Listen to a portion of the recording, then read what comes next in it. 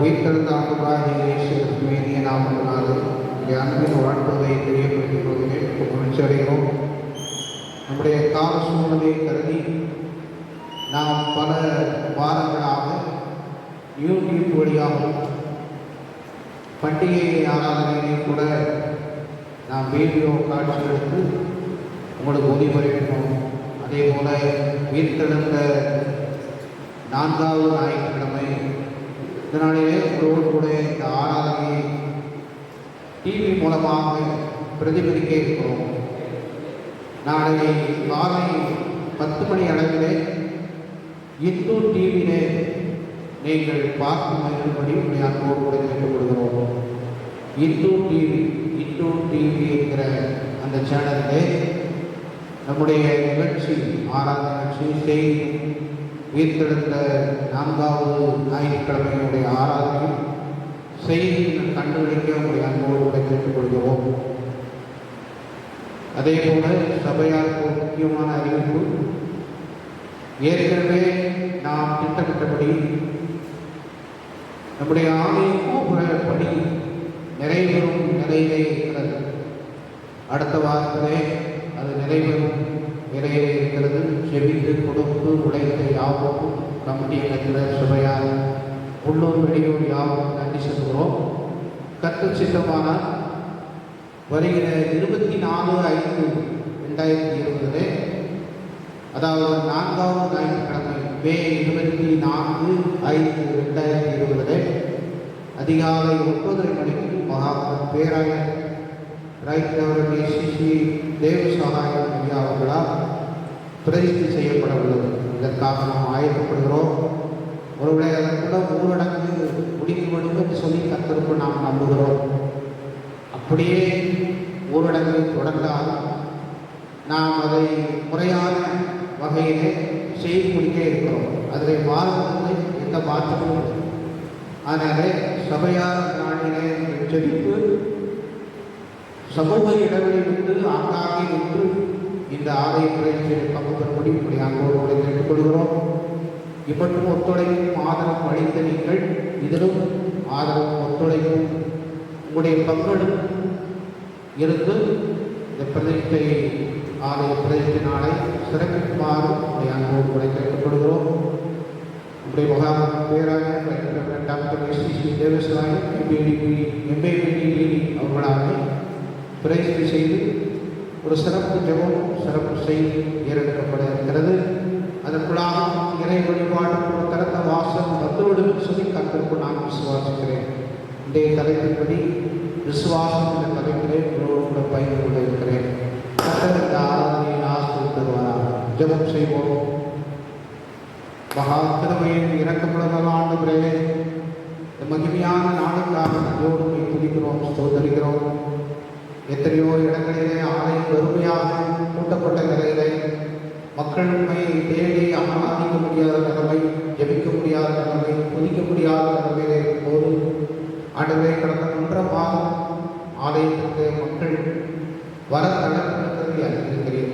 கர்த்தாவே, இந்த நாளில் நாளை தினம் உயிர்த்தெழுந்த 4வது ஞாயிற்றுடைய சிறப்பு ஆராதனை செய்தி அறுவரை மக்கள் கேட்கும்போது அவருடைய விடத்திலே கிரியை செய்யும். இது அவர்களுக்கு ஆசீர்வாதத்தை குடும்பத்தில் கொண்டு வரட்டும். அவருடைய கையின் பிரயாசங்களை ஆசீர்வதித்துக் கொள்ளும். இந்த ஆராதனை முழுவதும் தேவ பிரசன்னம் உயிர்த்தெழுந்த ஆண்டவருடைய வல்லமை எங்களை தாங்கி வழிநடத்த வேண்டும். உயிர்த்தெழுந்த நாள் இயேசு கிறிஸ்துவின் நாமத்தில் தாழ்மையோடு வேண்டிக் கொள்கிறோம். நம்முடைய தேவனுடைய நாமத்திற்கு மைமுண்டாக நம்முடைய ஆலய ஆராதனைக்கு ஆரம்பமாக நாம் யாரும் எழுந்திருந்து ஆராதனைக்கு 724 வாமாலை 328 கீதம் 516 பாடல். 5வது நெஞ்சமே உன் கர்த்தர் துப்ப நாடினேன். பாமாலை 328 ஆராதனைக்கு 724 கீதம் 516.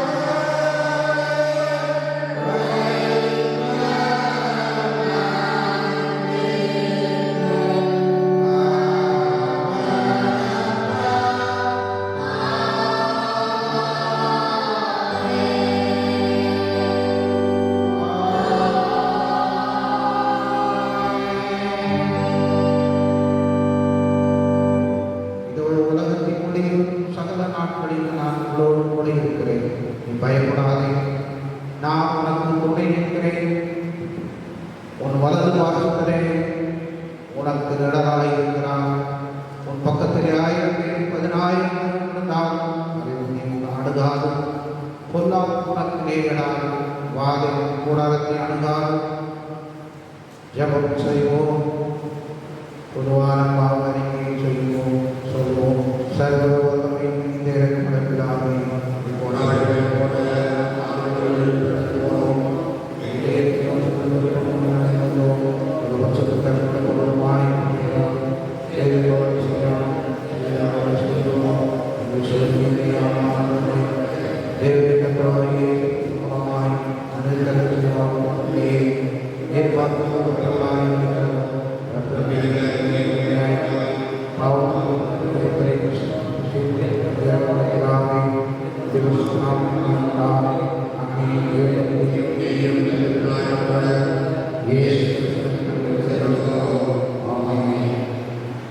நம்முடைய கர்த்தராகிய இயேசு பிதாவாகிய சர்வவல்ல தேவன் பாவியின் மரணத்தை விடுவான் மற்றும் பாவத்தை விட்டு திரும்பி பிழைப்பதை விரும்பி பாவத்துக்கு துன்பப்படுவதற்கும் ஜனங்களுக்கு பாவ மோசனத்தையும் மன்னிப்பையும் கூறுகிறது.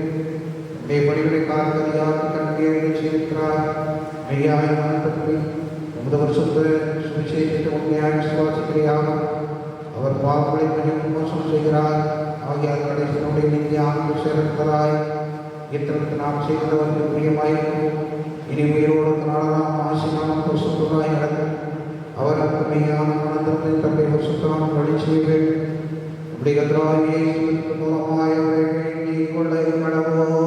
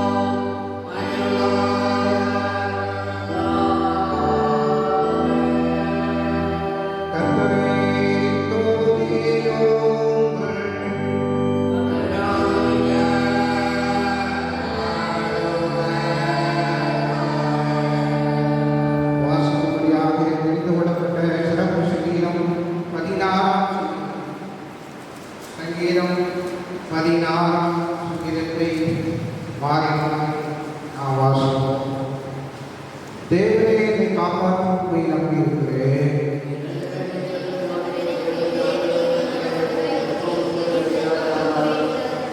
பூமியில் உள்ள பரிசுத்தவான்களும் நான் எவ்வளவு பெரிய தீமை தருகிற ஆத்மாக்களும் அது வேண்டியதாய் இருக்கிறது என்று சொன்னான்.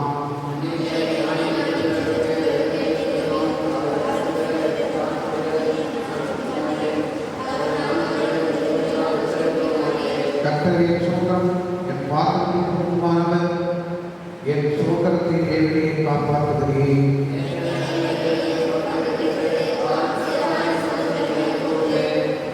எனக்கான துணி வந்த கர்த்தரை துணிப்பேன்.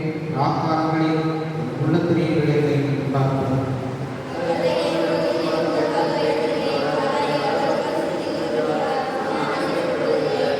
ஆகையால் என்னை கூறினது என் பயிரை கழி கூர்ந்தது, என் மாம்சம் நம்பிக்கையோடே தண்ணீர்.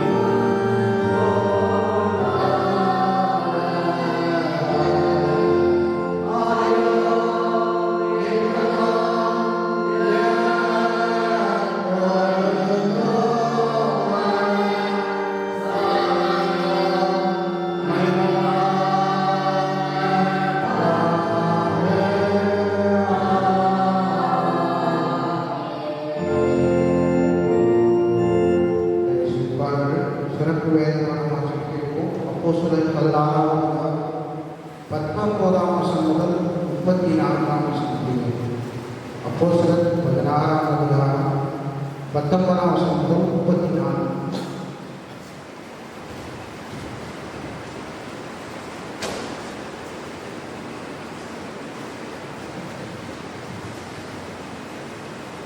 அவருடைய எஜமான்கள் தங்கள் ஆதாயத்து நம்பிக்கை கற்றுப்போய் என்று கண்டு பவுலையும் சீலாவையும் பிடித்து சந்தை வெளியிலுள்ள அதிகாரிகளிடத்தில் இழுத்துக் கொண்டு போனார்கள். அவர்களை அதிகாரிகளிடத்தில் ஒப்புவித்து, யூதர்களாகிய இந்த மனுஷர் நம்முடைய பட்டணத்தில் கலகம் பண்ணி ரோமராகிய நாம் ஏற்றுக்கொள்ளவும் அனுசரிக்கவும் தகாத உறவைகளை போதிக்கிறார்கள் என்றார்கள். அப்பொழுது ஜனங்கள் கூட்டம் கூடி அவர்களுக்கு விரோதமாய் எழுப்பினார்கள். அதிகாரிகள் அவர்கள் வஸ்திரங்களை கிழித்து போடவும் அவர்களை அடிக்கவும் சொல்லி அவர்களை அநேக அடி அடித்த பின்பு சிறைச்சாலைகளை வைத்து அவர்களை பத்திரமாய் காக்கும்படி சிறைச்சாலை காரணத்துக்கு கட்டளையிட்டார்கள். அவன் இப்படிப்பட்ட கட்டளையை பெற்று அவர்களை உட்காவலர்களே அடைத்து அவர்கள் கால்களை ஒடுமரத்தில் மாட்டி வைத்தான். நடுராத்திரியிலே பவுலும் சீலாவும் ஜெபம் பண்ணி தேவனை துதித்து பாடினார்கள். காவலில் வைக்கப்பட்டவர்கள் அதை கேட்டுக் கொண்டிருந்தார்கள். சண்டிலே சிறைச்சாலையில் அஸ்திபாரங்கள் அசையும்படியாக பூமி மிகவும் அதிர்ந்தது. உடனே கதவுகளெல்லாம் திறவுண்டது. எல்லாருடைய கட்டுகளும் கலந்து போயிற்று. சிறைச்சாலைக்காரன் முத்திரை கழித்து சிறைச்சாலை கதவுகள் திறந்திருக்கிறதை கண்டு கட்டுண்டவர்கள் ஓடிப்போனார்கள் என்று எண்ணி பட்டயத்தை உருவி தன்னை கொலை செய்து கொள்ள போனான். பவுல் மிகுந்த சத்தமிட்டு, நீ உனக்கு வெள்ளி ஒன்றும் செய்து கொள்ளாதே, நாங்கள் எல்லாரும் இங்கேதான் இருக்கிறோம் என்றான். அப்பொழுது அவன் தீபங்களை கொண்டு வர சொல்லி உள்ளே ஓடி நடுநடுங்கி பவுலுக்கும் சீலாவுக்கும் முன்பாக விழுந்து அவர்களை வெளியே அழைத்து வந்து, ஆண்டவரே, ரட்சிக்கப்படுவதற்கு நான் என்ன செய்ய வேண்டும் என்றான். அதற்கு அவர்கள், கர்த்தராகிய இயேசு கிறிஸ்துவை விசுவாசி, அப்பொழுது நீயும் உன் வீட்டாரும் ரட்சிக்கப்படுவீர்கள் என்று சொல்லி அவனுக்கும் அவன் வீட்டில் இருந்த யாவருக்கும் கர்த்தருடைய வசனத்தை போதித்தார்கள். மேலும் ராத்திரியில் அந்நேரத்தில் தானே அவன் அவர்களை அழைத்துக் கொண்டு போய் அவர்களுடைய காயங்களை கழுவினான். அவனும் அவனுடையவர்கள் அனைவரும் உடனே ஞானஸ்நானம் பெற்றார்கள்.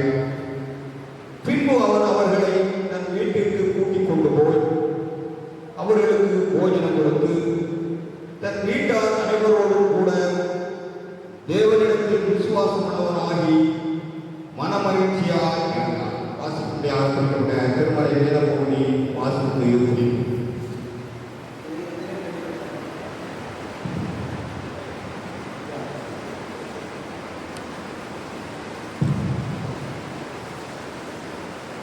கிறிஸ்துவுக்குள் பிரியமானவர்களே, ஆண்டவர் இரட்சகருமாகிய இயேசு கிறிஸ்துவின் நாமத்தினாலே உயிர்த்தெழுந்த 4வது ஞாயிற்றுக்கிழமையிலே உங்களை சந்திப்பதில் மகிழ்ச்சி அடைகிறோம்.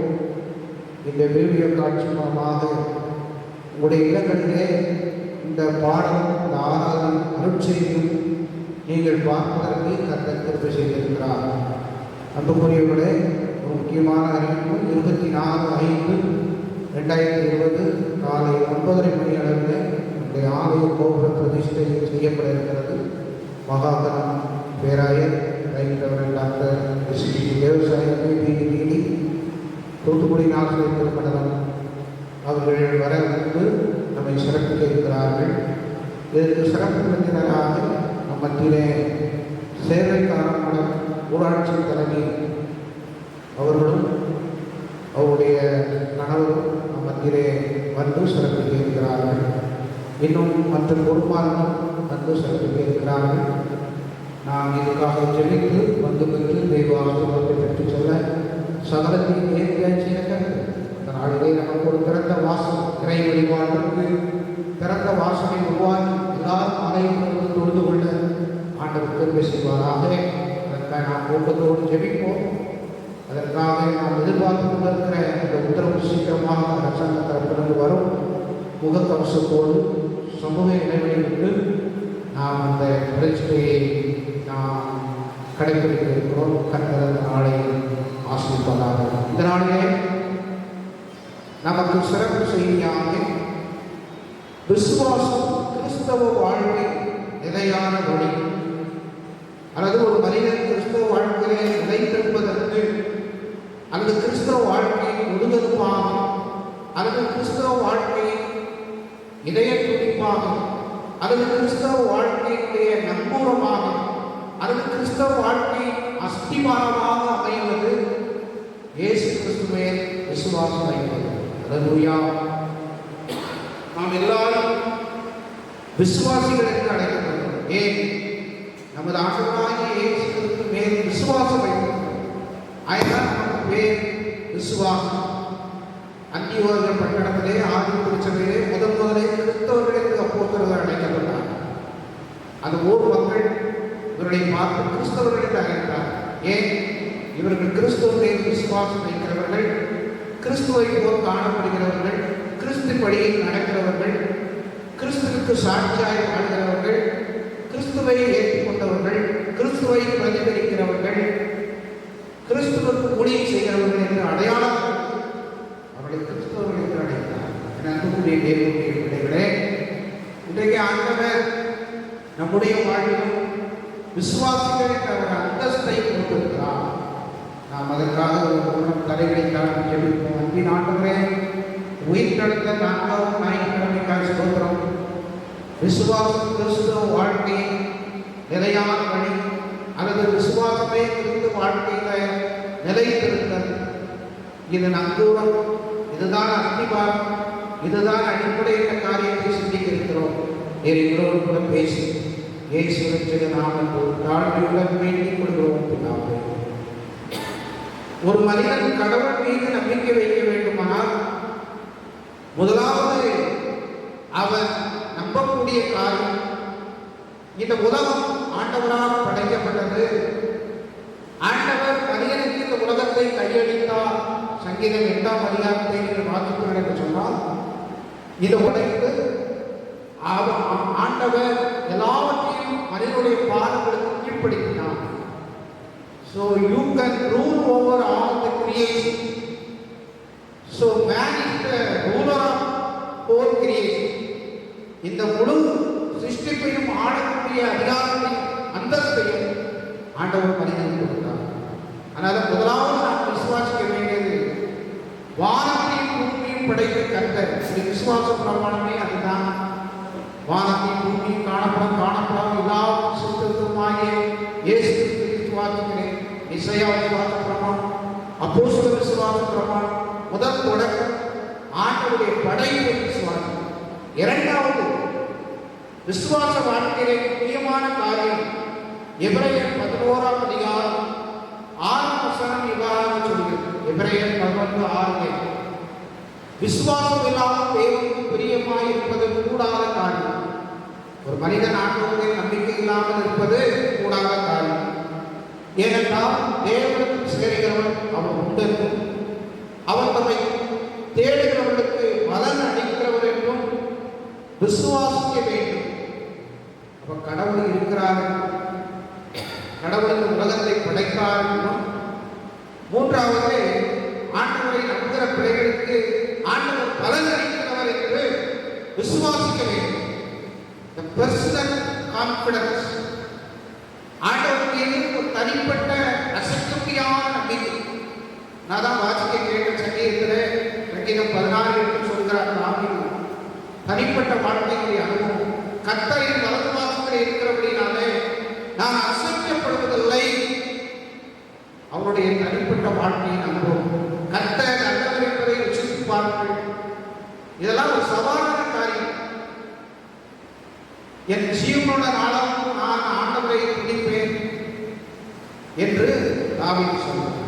இதெல்லாம் அவருடைய தனிப்பட்ட வாழ்க்கையின் அனுபவம். அதே பவுல், அப்போஸ்தலனாகிய பவுல் தீமோத்தேயுக்கு 2 முதலாம் அதிகாரம் இந்த இடத்துல வாசிக்கிறோம். 12ஆம் வசனத்தினுடைய பின்பகுதியிலே, நான் விசுவாசிக்கிறவர் இன்னார் என்று அறிவேன், நான் அவரிடத்தில் ஒப்பு கொடுத்ததை அவர் அந்நாள் வரைக்கும் காத்துக்கொள்ள வல்லவராய் இருக்கிறார் என்று நிச்சயித்திருக்கிறது.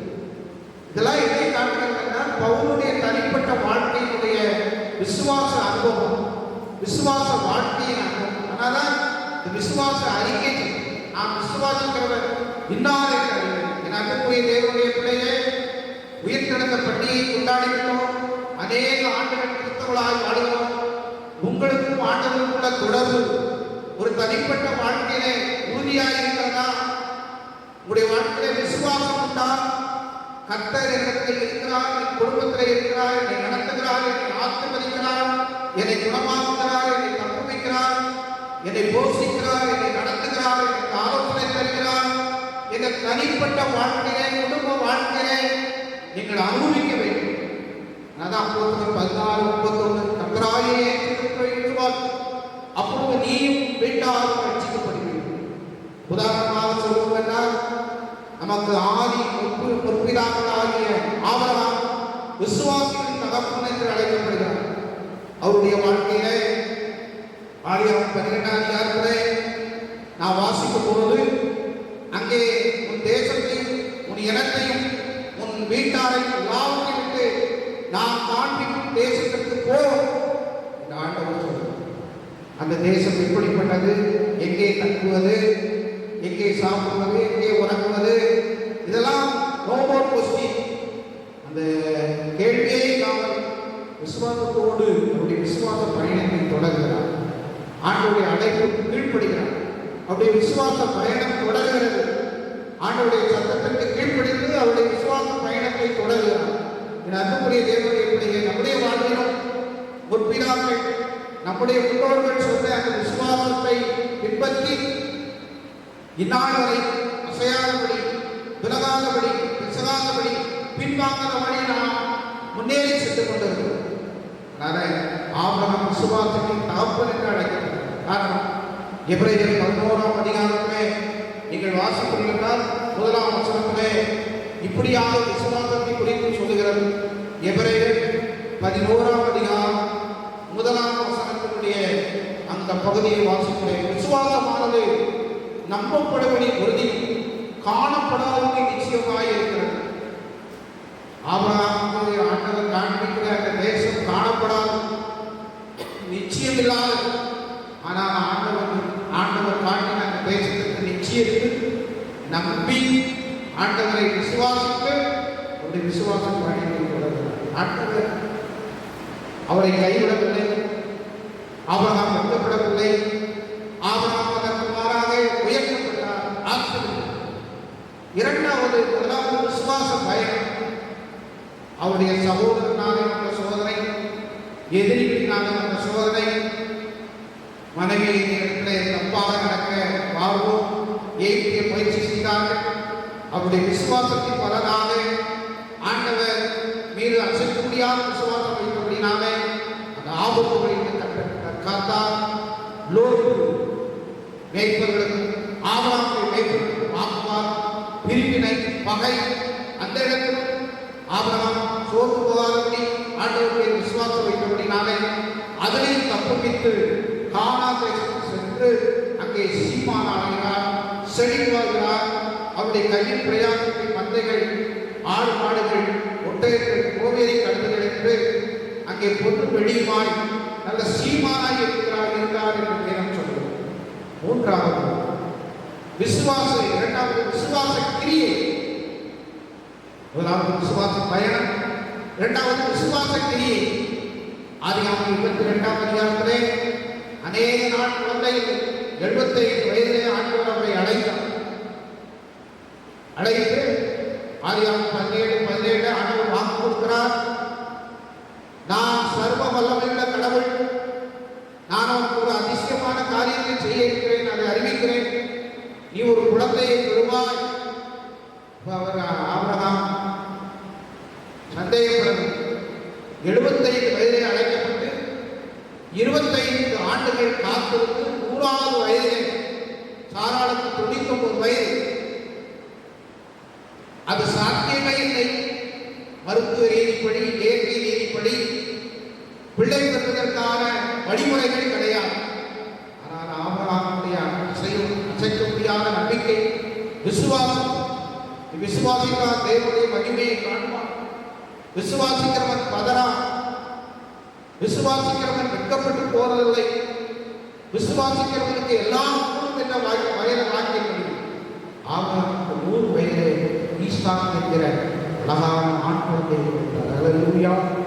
இந்த அருமையான தேவனுடைய பிள்ளையே, கிறிஸ்தவ வாழ்விலே ஒருவேளை காத்திருந்து சோர்ந்து போனாயோ, பலவிதமான சோதனைகள் உடைய சொந்த சகோதரர் மூலமாக, எதிரிகள் மூலமாக வந்த சோதனையிலே விசுவாசத்திலே கடந்து போனீர்களோ, குண்டி போனீர்களோ, பின்வாங்கி போனீர்களோ, ஆபிரகாம் ஆண்டவரை விசுவாசித்து பயணித்தது போல ஆண்டவர் சோதனையிலே விசுவாச கிரியை ஈசாக்கை பலியிட அந்த மோரியா மலைக்கு அழைத்து சென்று தன்னுடைய குமாரனை பலியிட்டு இருந்தபடியாலே ஆண்டவருடைய சத்தம் பிள்ளையாளர்களே கை போடாதே, நீ தேவனுக்கு பயந்து மனிதன்.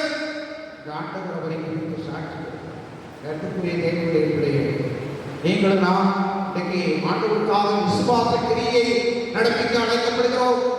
இந்த கொரோனா பொல்லாத வைரஸ் ஒருவேளை உலகத்திலே அச்சுறுத்திக் கொண்டிருக்கிறது. இந்திய தேசத்திலே இன்றைக்கு 16,700 பேர் மரித்து போனார். கிட்டத்தட்ட 56,000 பேர் பாதிக்கப்பட்ட நிலைமை, ஒவ்வொரு நாள் கூடிக்கொண்டே இருக்கிற நிலைமை, ஒருவேளை சோர்ந்து போன நிலைமை, வேலைக்காக திண்டாட்டம், பொருளாதார நஷ்டம், ஒருவேளை பொருளாதார தவிப்பு, இப்படிப்பட்ட சூழ்நிலை ஆபிரகாமை போல நாம் ஆண்டவர் மீது அசைக்க முடியாத விசுவாசம் வைத்திருக்கிறோம். ஆண்டவர் தப்புவிக்க வல்லவராய் இருக்கிறார். கடைசியாக நாம் பார்க்கிறோம் விசுவாச ஈகை. எபிரேயர் 9ஆம் அதிகாரத்தை வாசித்து பார்க்கிறீர்கள் என்றால், மெல்கிசேதேக் என்ற நீதிமானுக்கு இவர் தசம பாகத்தை ஆபிரகாம் செலுத்தினார் என்று எபிரேயர் 9ஆம் அதிகாரத்தில் பார்க்கிறோம். விசுவாச பயணம், விசுவாச கிரியை, விசுவாச ஈகை. ஒருவேளை குறைவோடு வாழ்ந்தால், குழந்தை இல்லாத நிலைமை, போராட்டம் நிறைந்த வாழ்வு, சோதனை நிறைந்த வாழ்வு, எங்கே பார்த்தால் குழப்பங்கள், கஷ்டங்கள், வேதனைகள் அவரை சூழ்ந்திருந்தது. ஆண்டவர் மீது அவர் அசைக்க முடியாத நம்பிக்கை வைத்திருந்தபடினாலே ஆபிரகாம் விசுவாசத்தினால் மாத்திரமல்ல, அங்கே வேதத்தில் வாசிக்கிறோம் விசுவாச ஈகை காணிக்கையை ஆண்டவருக்கு மறக்காமல் குறைவோடு வாழ்ந்தால் ஆண்டவரை ஆராதிப்பதே, ஆண்டவரை நம்பிக்கை வைப்பதே, ஆண்டவரை பற்றி கொள்வதே, ஆண்டவரை ஆராதிப்பதே, ஆண்டவருக்கு காணிக்கை செலுத்துவதே, பக்தியாய் நடப்பதே ஒரு குறையும் வைக்கும். விசுவாச பயணம், விசுவாச கிரியை, விசுவாச ஈகை, மூன்றாம் அவருடைய வாழ்க்கையை பார்க்கிறோம். இரண்டாவது யோபு 1ஆம் அதிகாரம் 1 to 10 வசனங்கள் வாசிக்கிறீர்கள். யோபை குறித்து ஆண்டவர் சாட்சி கொடுக்கிறார். பொல்லாப்பு விலகிறவன், சன்மார்க்கன், தேவனுக்கு பயப்படுகிறவன் என்று ஆண்டவர் யோபை குறித்து சாட்சி கொடுக்கிறார். இங்கே சாத்தானுடைய சோதனை, இங்கே சாத்தானுடைய விசுவாச சோதனை. இவருடைய விசுவாசத்தை சாத்தான் பரீட்சை செய்து பார்ப்பதற்கு ஆண்டவரை அனுமதிக்கிறது. இவருடைய விசுவாச சோதனையை சோதிக்கிறான். யோபு அவருடைய பிள்ளைகளெல்லாம் இறந்து போனார்கள். உயிர் சேதம், பொருட்சேதம், அடுத்தது அவருடைய சரீரத்திலே வியாதி, கொப்பளங்கள், தன்னுடைய சொந்த மனைவி அவரை படித்து பேசி, நீ தேவனை நம்புவதை விட ஜீவனை விட்டுவிடும் என்கிற நெருக்கடியான சூழ்நிலை. He was undergoing a critical situation. ஒரு நெருக்கடியான சூழ்நிலையிலே தள்ளப்பட்டிருந்தார். ஒரு பயங்கரமான சூழ்நிலையிலே சென்று கொண்டிருந்தார். அப்படிப்பட்ட நிலைமைகள், சிநேகிதர்கள் விலகி போனார்கள், உற்றார் உறவினர்கள் ஒதுங்கி போனார்கள், சொந்த மனைவி அவரை இயேசு படித்து ஜீவனை விடும் இன்னுமா தேவனை நம்பிக் கொண்டிருக்கிறேன் என்று குடும்பத்திலே வந்த குழப்பம், குடும்பத்திலே வந்த படிச்சொல், குடும்பத்திலே வந்த நகைச்சொல், இதெல்லாம் அவர் ஏற்றுக்கொண்டு அவர் சொன்ன வார்த்தை யோபு 13ஆம் அதிகாரம் 15ஆம் வசனத்திலே, யோபு 13:15 அவர் கட்சித்து சொல்லுகிறார், என் தேவன் என்னை கொண்டு போட்டால் அவர் மேல் நான் நம்பிக்கையாக இருப்பேன். என் அன்புக்குரிய தேவனுடைய பிள்ளையே, உயிர் சேதம், பொருட்சேதம், அது மாத்திரமல்ல, தன்னுடைய வாழ்க்கையிலே சரீரத்திலே கொப்பளங்கள் ஓட்டை எடுத்து சொரிந்து கொண்டிருக்கிறார். சொந்த மனைவி இயேசு ஜீவனை விடும் இன்னுமா தேவனை நம்பிக்கொண்டிருக்கிறேன் என்ற சொந்த குடும்பத்தினர் வந்த புறம், ஏளன சொல், அவமான சொல், இதையெல்லாம் சகித்துக் கொண்டு யோபு சொன்ன வார்த்தை, என்னை கொண்டு போட்டால் தேவனுக்கு நம்பிக்கை. விசுவாசம் எந்த சூழலில் ஆண்டவரை நாம் நம்புவது, எந்த இடத்திலும் ஆண்டவரை விசுவாசம், எக்காலத்திலும் ஆண்டவரை நாம் விசுவாசம், எந்த காலத்திலும் எந்த நேரத்திலும் நன்றியால் உம்மை நான் துதிப்பேன். இயேசுவே உம்மை நான் துதிப்பேன், துதிப்பேன், எந்த வேளையிலும் துதிப்பேன். இயேசுவே உம்மை நான் துதிப்பேன், துதிப்பேன், எந்த வேளையிலும் துதிப்பேன். ஆதியும் நீரே, அந்தமும் நீரே, ஜோதியும் நீரே, என் சொந்தமும் நீரே. ஆதியும் நீரே, அந்தமும் நீரே, ஜோதியும் நீரே, என் சொந்தமும் நீரே. என் காலத்திலும் எந்த நேரத்திலும் நன்றியால் உம்மை நான் துதிப்பேன். இயேசுவே உம்மை நான் துதிப்பேன், துதிப்பேன், வேளையிலும் துதிப்பேன். அன்புக்குரிய தேவனுடைய பிள்ளையே, சங்கீதம் 34 தாவீது சொல்கிறார், நான் எக்காலத்தும் கர்த்தரை ஸ்தோத்திரிப்பேன், அவர் துணை எப்பொழுதும் என் வாயில். யோபு எல்லாராலும் கைவிடப்பட்ட நிலம், சொந்த மனைவியினால் ஏற்றி பழி, அவமான சொத்து, சிநேகிதர்கள், உறவினர் எல்லாம் கைவிடப்பட்டது. ஆனால் அந்த சூழ்நிலையை ஆண்டவரை கைவிட மாட்டார். ஆயிரம் யோபு கடைசி வசனத்தில் வாசிக்கிற 42ஆம் அதிகாரத்தில் அவர் செய்ய நினைத்தது ஒன்று தடைவிடாம். 42 அவர் யோபு முன்னிரவை காட்டி பின்னரவை இரட்டத்தனையாய் ஆக்கி. அன்புக்குரிய தேவனுடைய பிள்ளைகளே, கொரோனா வைரஸ் சொன்னதே நாங்கள் ஒருவேளை நீங்கள் பொருட்சேதம், வேலையின் பொருட்சேதம், பொருளாதார பட்டம், வியாதி, நெருக்கடி, குடும்பத்திலே குழப்பம், சண்டை, பகை, பிரிவினைகள், கோபம், பசி, பட்டினி சூழலை நீங்கள் கொடுத்திருக்கலாம். ஆனாலும் ஆண்டவருக்கு நீங்கள் நம்பிக்கை வைக்கிறோம்.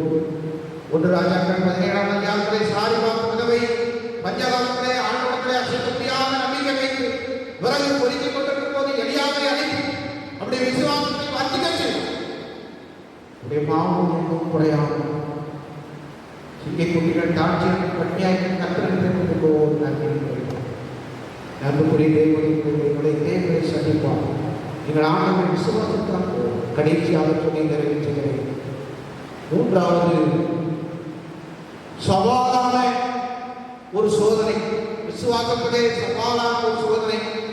தானியேலின் புத்தகம் 3ஆம் அதிகாரம் 15ஆம் வசனத்திலே நேபுகாத்நேச்சார் ஒரு பெரிய பொற்சிலையை உருவாக்கி பாபிலோன் தேசத்திலே எல்லாரையும் விழுந்து தாழ குனிந்து பணிந்து கொள்ள வேண்டும் என்று சொல்லும்போது, இங்கே யூத குலத்தான அருமையான சாத்ராக், மேஷாக், ஆபேத்நேகோ இவர்கள் 3 பேரும் அதற்கு மறுத்தார்கள்.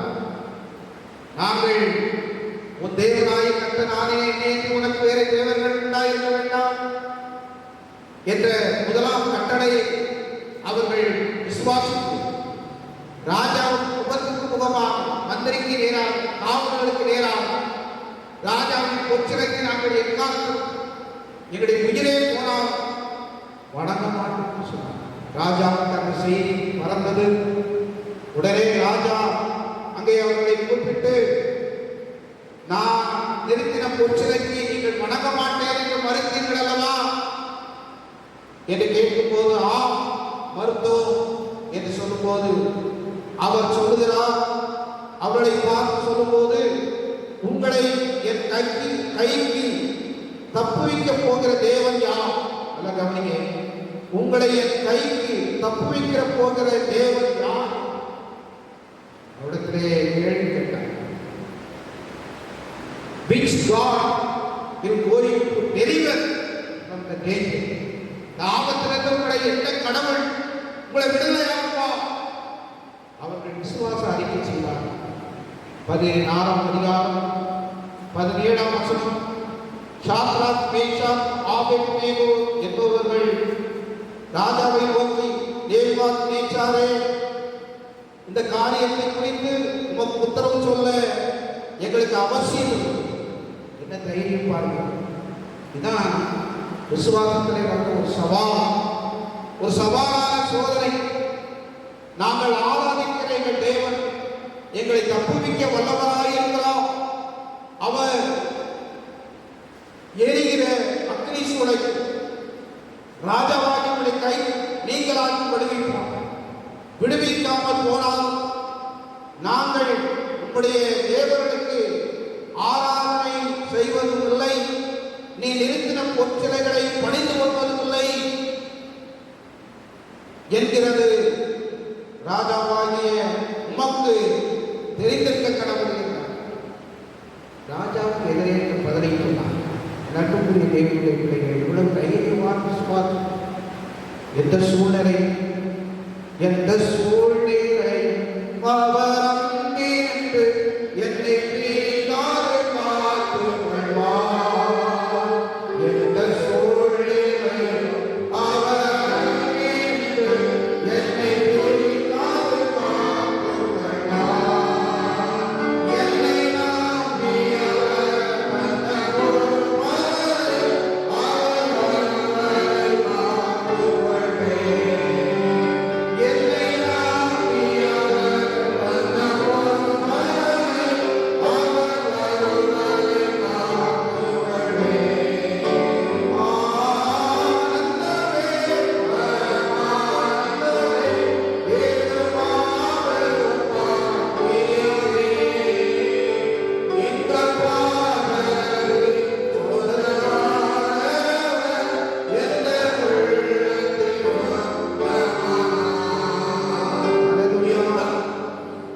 அன்புக்குரியவர்களே, இந்த சூழலிலே ஆண்டவரை அவர்கள் மறுதலிக்கவில்லை, பயப்படவில்லை, உயிர் காக்கவில்லை. தைரியமாய் சொன்னார், எங்களை தீயிலே தூக்கி போட்டால், எங்களை தப்புவிக்காவிட்டால் அவர்களை நம்ம விசுவாசம். இதுதான் அசையாத. இன்றைக்கு சோதனை வரும்போது, நெருக்கம் வரும்போது, இழப்பு வரும்போது, பொருளாதாரம் வரும்போது, பணப்பிரச்சனை வரும்போது, கடன்கள் நெருங்கும் போது, எதிரிகள் வரும்போது, சோதனை வரும்போது நாம் கலங்கி போகிறோம், பயந்து போகிறோம், தேவனை விட்டு விலகி போகிறோம், ஜெபிக்க மறந்து விடுகிறோம், வேதம் வாசிக்க மறந்து விடுகிறோம், பூவாசிக்க மறந்து விடுகிறோம். அன்புக்குரிய தேவனுடைய பிள்ளைகள், இந்த சாத்ராக், மேஷாக், ஆபேத்நேகோ புனிதர்களாக நடந்தது என்ன? நேபுகாத்நேச்சார் ஒரு மடங்கு அல்ல, 7 மடங்கு 3 மடங்கு அந்த தீயை சூடாக்கி அவருடைய உள்ளே போடப்பட்டவர்கள், உள்ளே போட போனவர்கள் கருகி போனார். ஆனால் இவர்கள் அங்கே பாட்டு பாடிக்கொண்டு ஒவ்வொருவராய் போடப்பட்டார்கள். அங்கே 4வது ஒருவர் தீக்குள்ளே உலாவிக் கொண்டிருக்கிறார். அதுதான் நன்மைக்குரிய தேவனுடைய பிள்ளைகளே, நம்ம எல்லா சூழ்நிலையும் தப்பிக்க வந்த தெய்வனாக அங்கே நேபுகாத்நேச்சார் அறிக்கை சொல்கிறார், தேவனுடைய தாசர்களே அவர்கள் மூலமாக தேவனுடைய வல்லமை வெளிப்படும். நேபுகாத்நேச்சார் எழுதுகிறார், இந்த பாபிலோன் தேசத்திலே எல்லாரும் இந்த ஆண்டவரை ஏற்றுக்கொள்ள வேண்டும். எவன் ஏற்றுக்கொள்ளப்படவில்லையோ அவன் மேலே எருக்களமாக்கப்படும், அவன் கொல்லப்படுவான் என்ற கட்டளை அன்புக்குரிய தேவனே, ஒரு பெரிய திருப்பு முனையை சாத்ராக், மேஷாக், ஆபேத்நேகோ விசுவாசம் அன்றைய திருச்சபையின் ஒரு சூழ்நிலையை மாற்றி சரித்திரத்தை தலைகளாக மாற்றினோம். இன்றைக்கு கிறிஸ்தவ வாழ்விலே நம்முடைய விசுவாசம் ஒரு சரித்திரத்திலே ஒரு மாற்றத்தை, ஒரு தாக்கத்தை ஏற்படும். பவுலுடைய ஊழியத்தில் எத்தனையோ நெருக்கங்கள், எத்தனையோ சிறைவாசங்கள், எத்தனையோ அடிகள். 2 குழந்தையர் 16 ஆதியாகமம் வீட்டுக்கு போய் பார்த்து யூதர்கள் 40 முறையாய் நான் அடிக்கப்பட்டேன். பல நாள் சூரியனை காணவில்லை, நிர்வாணமாயிருந்தேன், பசியாயிருந்தேன், குடிநீர் இருந்தேன், கள்ளர்களால் வந்த மோசம், ஆறுகளால் வந்த மோசம், சுய ஜனங்களால் வந்த மோசம், அந்நியர்களால் வந்த மோசம், இப்படி பல நெருக்கடி ஊழியத்திலே ஒரு பலவிதமான நெருக்கடி. அவர் சொன்னார், கிறிஸ்து எனக்கு ஜீவன், சாவு எனக்கு ஆதாயம். நடுவுடைய தேவனுடைய மரணமோ, யாவமோ, சஞ்சலமோ, பசியோ, பட்டினியோ, நிர்வாணமோ, கிறிஸ்துவின் அந்த விண்ணியரை பிடிப்பவர் யார்? இந்த ஒரு விசுவாச அறிக்கையை சொன்னார். இன்றைக்கு பவுல் திருச்சபையிலே 13 நிறுவனங்களை விசுவாச நிறுவனங்களை எதிர்கொண்டிருக்கிறார். இன்றைக்கு உங்களுடைய விசுவாச வாழ்க்கை திருச்சபையில் ஒரு மாற்றத்தை, ஒரு திருப்புமுறையை ஏற்படும். இந்த இந்தியாவிலே ஆதி மிஷனரிகள் வந்து அவருடைய விசுவாச கிரியை, விசுவாச பயணம், விசுவாச ஜெபம் ஒரு பெரிய தாக்கத்தை ஏற்படுத்தியிருப்பாங்க. வில்லியம் கேரி, டாக்டர் ஜி கோட், சாயர், அருள் திரு ஜான் தாமஸ், ராத்ரட் ஐயர் அவர்கள், ரேலிஸ் ஐயர் அவர்கள், இவர்களெல்லாம் விசுவாச பயணம், விசுவாச கிரியை, விசுவாச ஈகை, விசுவாச மொழி மூலமாக அநேக அநேக ஊசி போவர்களை நாம் இந்தியாவில் பார்க்கிறோம். அதற்கு காரணம் அவர்களுடைய விசுவாச பயணம், விசுவாச கிரியை, விசுவாச மொழி ஒரு பெரிய தாக்கத்தை, ஒரு பெரிய மாற்றத்தை திருச்சபையை நான் கிடைக்கும் முடிவு நினைக்கிறதே வச்சிருக்கோம். ஆனால் இந்த விசுவாச வாழ்க்கை முக்கியமாக அவை நீங்கள் குடும்பமாய் ஆண்டுகளை ஆராய்ந்து விசுவாசம் அவரை பற்றி கொண்டு எந்த சூழலையும் அவரை பற்றி கொண்டு கர்த்தருடைய ஆசீர்வாதம் ஜெபம் செய்வோம். எங்களை நேசிக்கிற மகா கிருபையை கொள்ளலாம் உயிர்த்த 4வது நாயகனாய் ஸ்தோத்திரம். விசுவாசமே எங்களுடைய அடிப்படை வாழ்க்கையை வைத்திருப்பதற்கு வழி. இந்த சத்தியத்தை நாங்கள் கேட்பது மாத்திரம் இந்த வேதம் வசனத்தின் வாயிலாக கேட்ட சத்தியங்கள் என்னுடைய வாழ்க்கையை அபியாசப்படுத்திக் கொள்ள நடத்தையிலே அதை நாங்கள் செயலாக்க தேவனுக்கு திரும்பினோம்.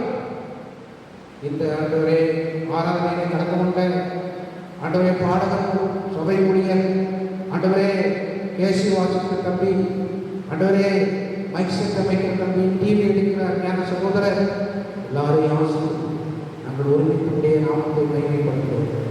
தொடர்புடைய நாமம் உங்கள் மூலமாக மகிமைப்படுகிறது. உங்களுடைய விசுவாச வாழ்க்கை மூலமாக இந்த உலகத்திலே, இந்த சமுதாயத்திலே ஒரு திருப்பத்தை, ஒரு தாக்கத்தை ஏற்படுத்தி திரும்பினார். இயேசுவின் நாமத்தில் தாழ்மையுடன் வேண்டிக் கொள்கிறோம். ஆராதனை கீதங்கள் 188, கிறிஸ்தவ கீர்த்தனை 196, கீதங்கள் 495 பாடல். 3 சரணங்கள்.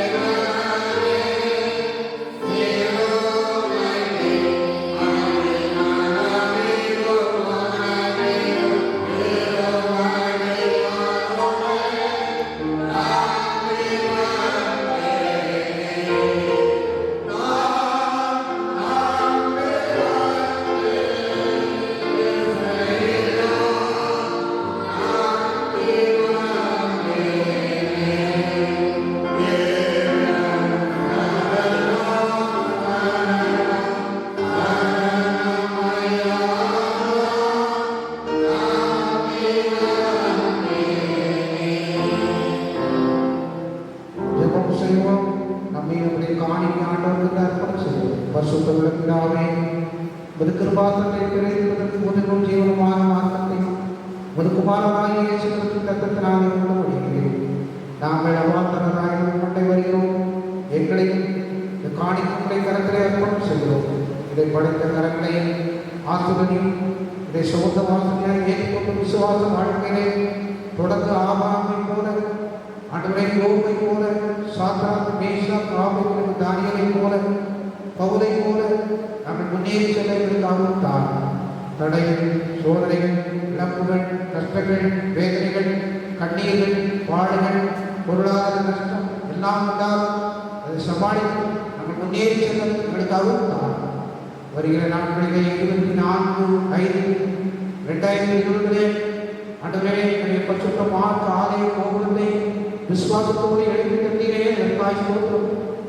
அநேகருடைய விசுவாச நீதிக்காக, விசுவாச பயணத்துக்காக, விசுவாச நன்கொடைக்காக, விசுவாச செயல்பாடுக்காக இது கத்தராக ஆய் நம்முடைய கண்களுக்கு ஆச்சரியமாய் இந்த மணியோசை கேட்கும் நேரம்தான் எருசலேம் பலகனை நோக்கி தானியேல் ஜெபித்தது போல நாங்கள் விசுவாசத்தோடு மார்க்க ஆலயத்தின் நேராக ஜெபித்து தானியேலின் காரியம் ஜெயமாய் உள்ளது வேதம் வாசிக்கிறபடி விசுவாசத்தோடு உடைய ஆலயத்தை நோக்கி ஜெபிக்கிற ஒவ்வொரு குடும்பத்துக்கும் ஜெய வாழ்க்கையை நீ கட்டளையிட வேண்டும் ஜெபிக்கிறோம். எந்தெந்த பகுதியிலே தோல்வி இருக்கிறதோ, எந்தெந்த பகுதியிலே குறைவு இருக்கிறதோ, எந்தெந்த பகுதியிலே வியாதி இருக்கிறதோ, எந்தெந்த பகுதியிலே அடவை தாட்சி அடைந்திருக்கிறார்களோ, எந்தெந்த பகுதியிலே பின்வாங்கி இருக்கிறார்களோ, எந்தெந்த பகுதியிலே தடுமாறி இருக்கிறார்களோ, குழப்பத்தில் இருக்கிறார்களோ, கண்ணீர் இருக்கிறார்களோ, வேலை இருக்கிறார்களோ, எல்லாவற்றையும் ஆண்டவரே நீ ஜெயமாய் மாற்றுகிறதே, ஜெய கிறிஸ்து முன் சென்று ஆண்டவரே வாழ்க்கை ஜெயமாய் மாற்றும். தாலே பிரதிநிதி நாள் 24/5/2020 குறிக்கப்பட்ட நாள். ஆண்டவரே, இந்த நாள் திறந்த வாசலை உருவாக்கினார். ஆண்டவரே, அதற்கு சீக்கிரமாய் அடக்காக தரப்படுறது எங்களுக்கு நல்ல உத்தரவு வர ஆண்டவரே நீ கிருபை செய்வதற்காக ஸ்தோத்திரம். உடைய பரிசுத்த ஆலயத்திற்கு ஜெபிக்கிறோம். விசுவாசமுள்ள ஜெபம் பிடியாளிகளை ரட்சிக்கும். சபையார் நாங்கள் ஒருமித்தபடி நாமத்தை ஏகோபித்து உமக்கு நன்றி சொல்லி துதித்து உயர்த்தி ஆலய பரிசு பண்டிகை ஆண்டவரே இந்த ஆலயத்திற்கு கோபுரத்தை ஆண்டவரை பிரதிஷ்டை செய்ய வர இருக்கிற எங்களுடைய அன்பு பேராய மதிப்புக்குரிய அவாகன பேராய ரைட் ரெவரண்ட் டாக்டர் சி.சி. தேவசாய் அவர்களை ஆண்டவரை ஏற்றப்படையை கொண்டு வா, தடைகளெல்லாம் மாற்றிட்டு இந்த 140 தடையை உத்தரவெல்லாம் உடைக்கிறீர்கள் சுவாமி. திறந்த வாசலை விளக்குவதாக வைத்திருக்கிறேன். ஒருவரும் அதை கொடுக்க மாட்டார். ஏகோபிக்கும்படி நாமக்கு உயர்ந்த நல்ல சூழ்நிலையை உருவாக்கினார். இந்த விசுவாசி ஜபத்தை நீ கேட்டு பரிசீலனத்துக்காக கேட்கிறார்கள். இந்த இடத்துல இருக்கிறேன் வாசப்படையில் என்பதை நிரூபிக்கப்பட்டதாய் ஆசீர்வதியும் வீதியான வேலைகளோடு கூட தண்ணியும் அடவரை பிரச்சனை பட்சேர்ந்த பிள்ளைகளுக்கு நல்ல விஷயத்தை கட்டியிடும். பெண்களில் போகிற பிள்ளைகள் கலங்கி பயந்து கொண்டிருக்கிறார்கள்.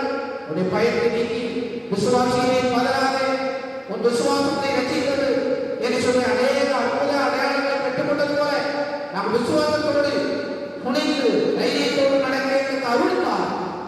வீதியான வேலைகளோடு கூட தங்கி விசுவாசம் ஒவ்வொரு குடும்பத்தை நினைவு கொள்கிற ஆசீர்வதி.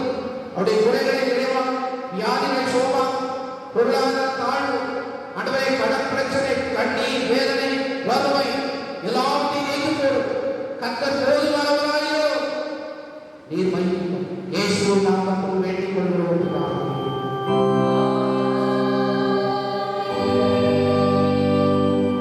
தேவனுடைய இறக்கமுடைய கிருபைக்கும் பராமரிப்பும் பாதுகாப்புகளை ஒப்புக்கொள்கிறோம். கர்த்தர் உங்களை ஆசீர்வதித்து காணக்கடவர்.